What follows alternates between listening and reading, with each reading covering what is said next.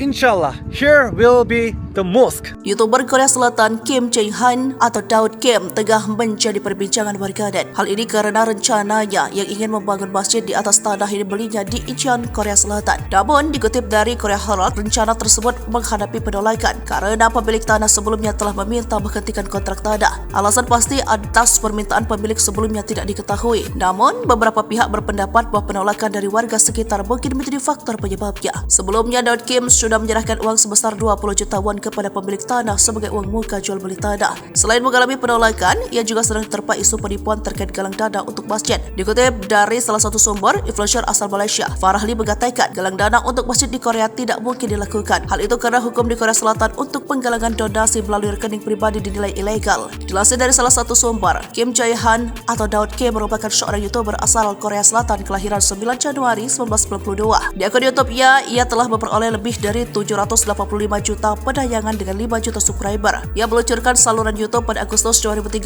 dan membagikan vlog tentang budaya Korea Selatan. Selain itu, ia juga membagikan pengalamannya menjadi seorang muslim di Korea Selatan. Diketahui Daud Kim berpindah agama dari Katolik ke Islam pada 2019 dan sejak saat itu akun YouTube-nya populer. Sementara itu, akun Instagram-nya sudah memiliki 3,1 juta pengikut yang tersebar di seluruh dunia. Selain itu, Daud Kim diketahui memiliki 2 orang anak laki-laki dari mantan istrinya yang bernama Mia. Pada Oktober 2019, ia pernah menyanyikan cover lagu Maher Zain yang berjudul Thank You Allah.